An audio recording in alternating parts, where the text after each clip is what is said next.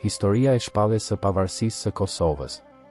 Pas shpërbërjes së Jugosllavisë në fillim të viteve 90, Kosova mbeti nën administrimin e Serbisë, ndërkohë që shumica shqiptare kërkonte vetëvendosje.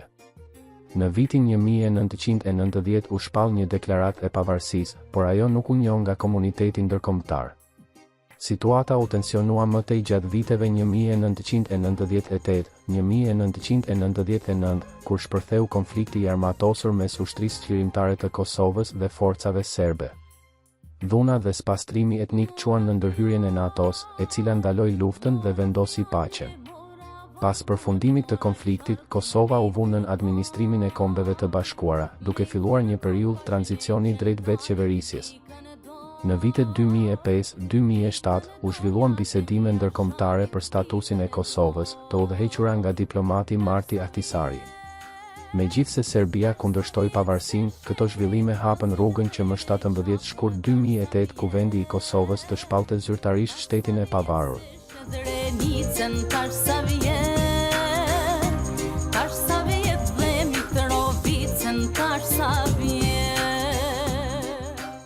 Vendet që e njohen menjëherë Kosovën si shtet të pavarur.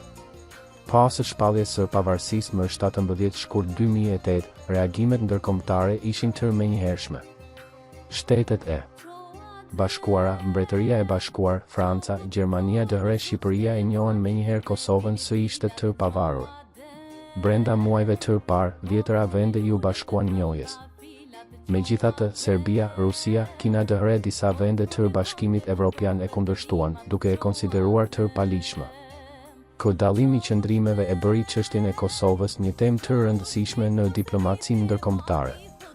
Në vitin 2010, Gjykata Ndërkombëtare e Drejtësisë deklaroi se shpallja e pavarësisë nuk shkelte të drejtën ndërkombëtare, duke forcuar legjitimitetin e saj.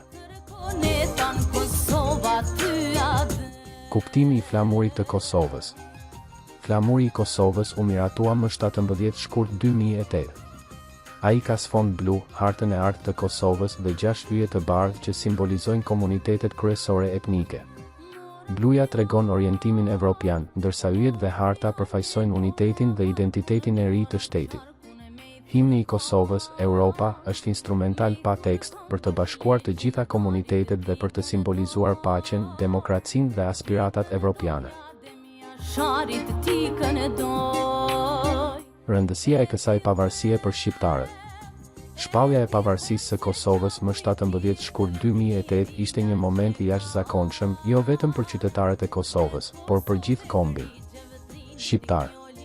Ajo përfaqësonte përmbushjen e një ëndre të gjatë për liri, vetëvendosje dhe dinjitet kombëtar. Për shqiptarët, kjo ditë simbolizon sakrificat e brezave, luftën për të drejta dhe aspiratën për një të ardhme demokratike.